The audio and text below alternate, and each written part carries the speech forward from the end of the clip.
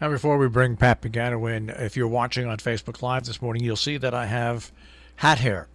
In the wintertime, whenever I wear a hat and then I get to the station and take it off, there's just nothing I can do other than if I were to wash my hair.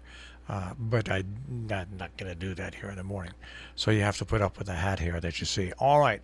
Well, yesterday we had snow. And Pat Pagano, it all depends where you were in our area. Anywhere from 3.5 to 4 to 5 inches of snow were reported from most people throughout. But I'll tell you what, it was a strange snowpat in the fact that, boy, it was hard to get off the roads, the main roads and the side roads. The plows were out right away, but this seemed to pack down right away and crunch down. I mean, it was the same here. So the road, I don't see a lot of blacktop, but I don't know, maybe. Because, it's not like we got like 10 inches of snow. Even if we would say, let's just say we got 5 inches of snow. I would use that. Normally, when the plows are out and sanding and plowing and everything, like especially on the state roads, you've got some pavement showing. But I knew the minute I walked out to my car, I came from my car yesterday when I got home, the crunch I could hear under my feet, that no matter what you did, it packed down easy, that snow yesterday. I think the grounds now are so cold that, whatever falls, not only sticks, but obviously hardens and turns to ice so quickly. Yeah. And let's face it, it's not going to get any better. The situation shows Arctic air stretching across the northern third of the country. And then over the southern third, you have this wavy front from Texas to the Carolinas. And there's little lows along it. When the lows come up far enough north, we get snow. When they stay south, we don't. Today, we don't. Partly cloudy, 30. Tonight, cloudy with a chance of snow showers. We're going to be on the northern periphery of an area of snow with one of those lows. We'll be in the mid-teens, and then if there are snow showers around tomorrow morning, it should give way to partly cloudy skies around 30. This particular low that's giving us the snow showers tonight into tomorrow morning will probably bring at least 2 to 4 inches of snow to Delmarva. Then on Friday, still sun and clouds, mid-20s. A little sun Saturday, mid-20s, but here comes another low that's going to come further north. We're going to get snow Saturday night into Sunday, early Sunday. It doesn't look like a lot, Marshall, but I would think, again, at least a couple, maybe a few inches. It's going to be a light, fluffy snow. And then we'll be okay on Monday. And there could be another storm coming this way on Tuesday. Well, it's funny when you talk. I looked at all the snowfalls we've had, and February has really made this a normal winter. But we've had 2 big storms. One there was a little over 20 inches, and one a little over 15, 16 inches. But then we've had now 6 storms that have dropped anywhere between 4 and 6 inches of snow. So, I mean, it's almost like a normal winter that has been postponed to the start of February. But February, this has got to go down probably as one of the snowiest months in a while. I'm sure it will, but I always tell you that I always think that the seasons are a month behind. And so this really should be January. Yeah.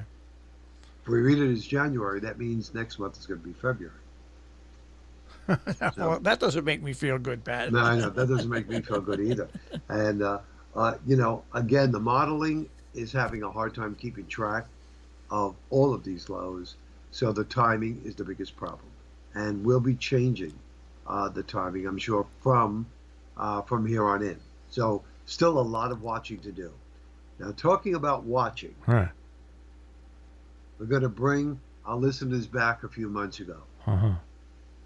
I was talking to Marshall about a letter I got from a newswire service that found 2 of their pictures on our website back in 2015.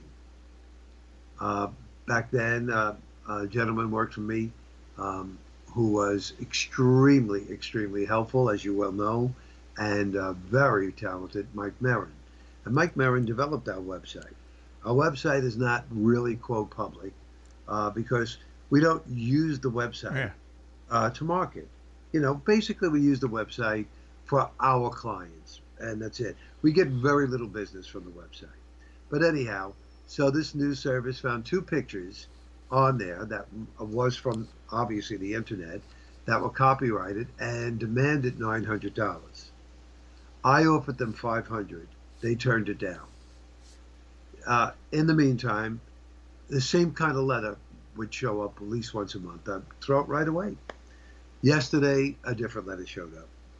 It's from a law firm, and I thought maybe they wanted some weather information.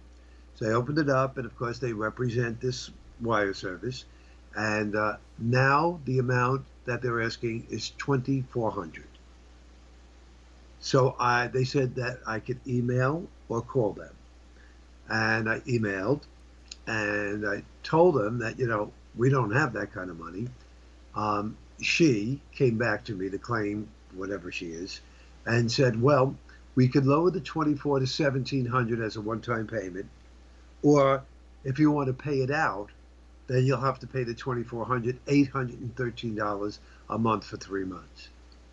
And that's where it stands. Today I'll have to pick up the phone and call my lawyer. Yeah, like I said, that happened to us, but we were a nonprofit, so I was able to bargain them down from $900. This was a while ago, 2 years ago. What happened was we had a show on that was based out of New York City, and Leonard Lopate. And when we would post his show on our on-demand page, he would give us the information to post. Well, there were two copyrighted pictures for Getty Images. Mm-hmm. So we were going to get $1,000, and I said, "Listen, we're a nonprofit," and boom. But I sent them our 990s, okay? And they called me back. They said, "Well, would you pay $250?" So I said, "Yeah, absolutely." So I signed a thing that we would no longer carry any Getty Images, which we don't anyways. But then I went through all the external websites hosts, okay, and I found anybody that posted pictures. I took them down. But then what happened after that is we had a couple of shows, Harmony Junction, Gary Bonzo's Wonderful Years, and we even had a jazz show and a show that dealt with music from the 30s and 40s. I got cease and desist orders from putting them up on demand. So instead of fighting that, because we pay music fees, I just took all those shows down from on demand and didn't pay anything. But yeah, you're going to have your lawyer really wrangle with them.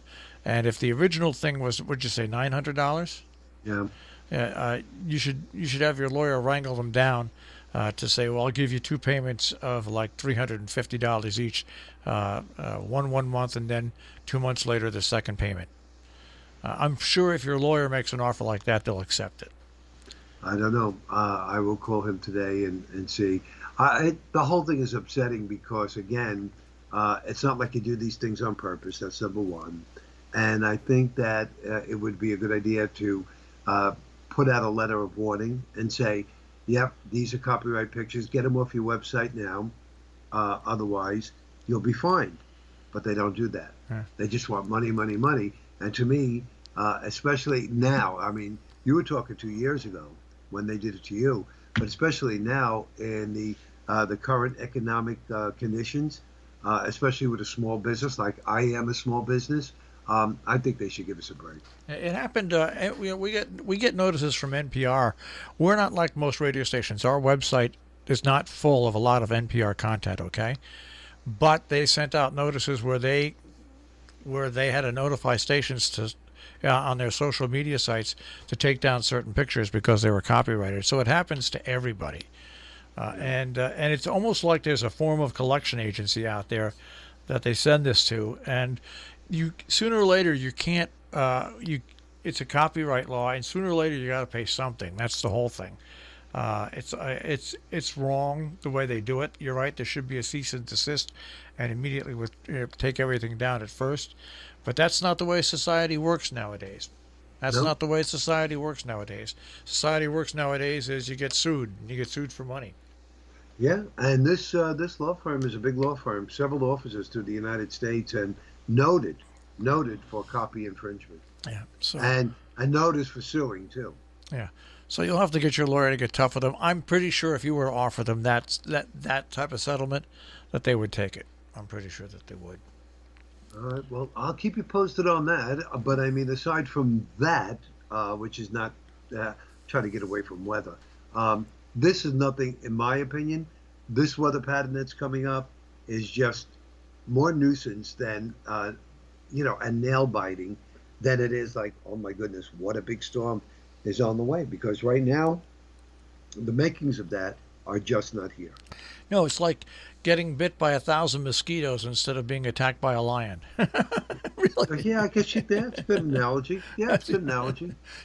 Sooner or later you're gonna die from those mosquito bites, but you get bit by the lion, that's it. You're gone right away. So Yeah, you're right. And I mean, anything could happen. Sooner or later there could be a much bigger storm coming our way. But as of this weekend, I don't think there will be, quote, any real big weather makers. But what we will get will just be, a nuisance. like we've been dealing with 2 to 4, Yeah, 3 to, basically, 2 yeah. to 4, 3 to 5 inches of snow. And it seems to fall at the wrong time.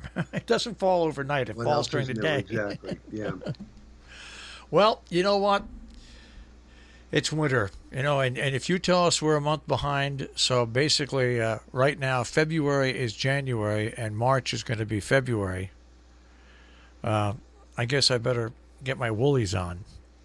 That would probably be a good idea. I know today is National Flannel Day, so flannel pajamas, flannel sheets, flannel scarves, you name it. I have flannel sheets. I have There you flannel go. sheets. There's no doubt about it. All right, Pat. We won't let up any more personal information about my bed, but anyway, I'll speak to you tomorrow morning. All right. All right, thanks, Marshall. Take care, Pat. Pat Pagano this morning in the Weather Center with our look at our tri-state forecast here on Robin Hood Radio.